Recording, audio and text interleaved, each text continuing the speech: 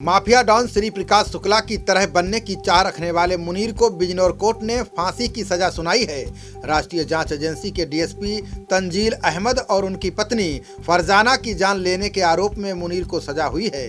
मुनीर के साथ रैयान को भी कोर्ट ने फांसी की सजा सुनाई है। इस खास वीडियो में हम आपको मुनीर के काले कारनामों की पूरी कहानी बताएंगे। जराइम की दुनिया में कदम रखने वाला मुनीर श्री प्रकाश शुक्ला की तरह बड़ा अपराधी बनना चाहता था। राष्ट्रीय जांच एजेंसी के डीएसपी तंजील अहमद उसकी राह में रोड़ा बन रहे थे। ऐसे में इस शातिर अपराधी ने डीएसपी ही नहीं, उनकी पत्नी की भी जान ले ली। बिजनौर के कस्बा सहसपुर के रहने वाला मुनीर 2009 में अपने फुफेरे भाई जफर के पास अलीगढ़ पहुंचा। यहां वो अलीगढ़ मुस्लिम विश्वविद्यालय में प्रवेश लेने के लिए तैयारी करने लगा। एडमिशन मिलने के बाद वो एएमयू से बीसीए करने लगा, जिसे वो पूरा नहीं कर पाया। ये बात अलग है कि एएमयू के प्रशासन ने कभी उसके प्रवेश लेने की पुष्टि नहीं की। एएमयू से मुनीर ने अपराध की दुनिया में कदम रखा। अलीगढ़ में ही उसकी दोस्ती फैजाबाद के आशुतोष मिश्रा, आजमगढ़ के सादाब अतीउल और अंबेडकर नगर के सऊद से हुई। इन लोगों ने मिलकर लूटपाट करनी शुरू कर दी। 2013 में एएमयू में छात्र संघ के चुनाव हुए। इस चुनाव में मुनीर ने एक करीबी छात्र का साथ दिया, जहां छात्र गुटों के झगड़े में उसका नाम आया। 2013 में मुनीर के खिलाफ अलीगढ़ में जमीन कब्जे के आरोप में मुकदमा दर्ज हुआ था। 2014 को अलीगढ़ अमीर निशा बाजार में पीतल कारोबारी फैद की मुनीर और आशुतोष ने हत्या कर दी थी।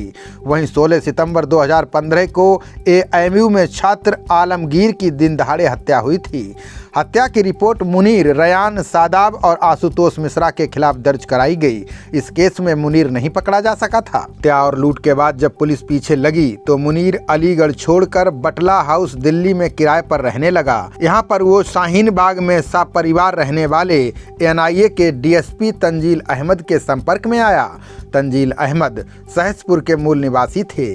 ऐसे में एक ही कस्बे के होने के कारण नज़दीकियां बढ़ती चली गईं। मुनीर ने तंजील अहमद से फ्लैट और हथियार दिलाने को कहा।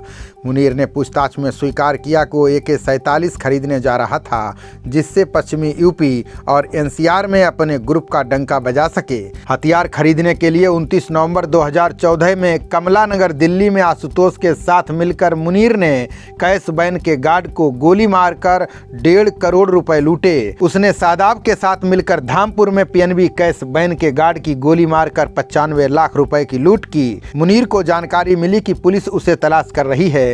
उसकी मुखबिरी तंजील अहमद कर रहे हैं। इसके बाद तंजील ने अहमद को रास्ते से हटाने का प्लान बनाया। 2 अप्रैल 2016 का दिन था। भांजी की शादी में शामिल होने के लिए डीएसपी तंजील अहमद और उनकी पत्नी फरजाना बिजनौर गए थे।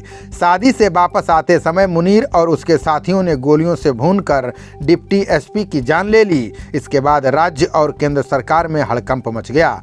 इस कांड को पहले आतंकवादियों द्वारा की गई हत्या से जोड़कर देखा जा रहा था। बाद में खुलासा हुआ तो मुनीर, रैयान और रिहान समेत कई आरोपी सामने आए। एनआईए के डिप्टी एसपी तंजील अहमद एवं उनकी पत्नी फरजाना अपने बच्चों के साथ बिजनौर के सहसपुर में आ रहे थे एक शादी समारोह में। 2/3 अप्रैल 2016 को जब वो लौट रहे थे, अर्धरात्रि में बदमाशों ने गोली से छलनी कर दिया था। इस डबल मर्डर केस में मुनीर एवं रैयान को गिरफ्तार करके जेल भेजा गया था। अभी कुछ दिन पहले गैंगस्टर कोर्ट ने 1 लाख रुपए के अर्थदंड एवं 10 वर्ष की कठोर सजा से दंडित किया था। हत्या के मामले में एडीजे 5th कोर्ट ने आज उन्हें फांसी की सजा, कैपिटल पनिशमेंट से दंडित किया है। मुनीर एवं रैयान दोनों के खिलाफ फांसी की सजा सुनाई गई है। इस सजा से पूरे जनमानस में, पूरे जनपद में न केवल पीड़ित परिवार जनों को संतोष हुआ है, पुलिस प्रशासन एवं शासन के प्रति पूरे जनता में एक अच्छा संदेश गया है तथा अपराधियों में खौफ का माहौल पैदा हुआ है। खबरों का सिलसिला जारी रहेगा। देखते रहिए जनप्रवाद। नमस्कार।